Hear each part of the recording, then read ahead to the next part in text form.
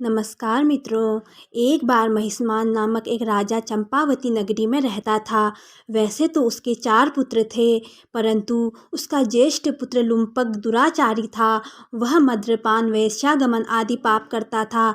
हमेशा ही ब्राह्मण, भगवान, संत, भक्त आदि का अपमान कर उन्हें परेशान करता था। इन सब बातों का पता लगने पर राजा ने उसे अपनी संपत्ति एवं महल से बेदखल कर दिया, जिसके कारण उसने अपना पेट पालने के लिए चोरी करना शुरू कर दिया। दिन भर वह सोता और रात्रि में उसी नगर में चोरी करता और साथ ही साथ प्रजा को परेशान करता। परंतु राजा का पुत्र होने के कारण कोई उसका कुछ नहीं बिगाड़ पाता और समस्त नगर उससे डरने लगा। इस सब के साथ साथ उसने शिकार करके मांसाहार करना भी शुरू कर दिया।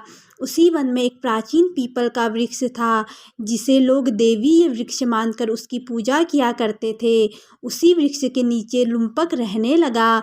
कुछ दिनों के बाद पौष कृष्ण पक्ष की दशमी के दिन उसके पास वस्त्र न होने के कारण वह वस्त्रहीन था और ठंड की रात्रि में वह सारी रात सो न सका और उसका शरीर भी ठंड की वजह से अकड़ गया।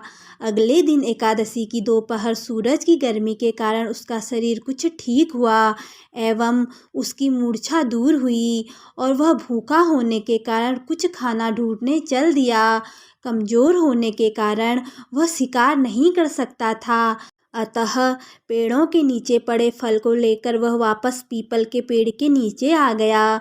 परंतु तब तक अंधेरा हो चुका था, तो उसने उन फलों को रखकर बोला, हे नाथ, यह फल आपको निवेदित, अब इन्हें खुद ही खाओ। उस रात भी उसे नींद नहीं आई और उसने अपने द्वारा किए गए सभी पापों के बारे में सोचा, जिससे उसे ग्लानि हुई और उसने भगवान से माफ़ी मांगी। उसके द्वारा अनजाने में किए गए निष्काम उपवास एवं पछतावे से श्री हरि को प्रसन्नता हुई और उन्होंने उसके समस्त पापों को क्षण भर में ही नष्ट कर दिया। और उसी समय आकाशवाणी भी हुई, हे लुम्पक, तुम्हारे व्रत से खुश होकर श्री हरि ने तेरे सारे पाप नष्ट कर दिए हैं। अब तुम अपने राजमहल जाओ और अपने पिता को आराम देकर राजा का पद संभालो।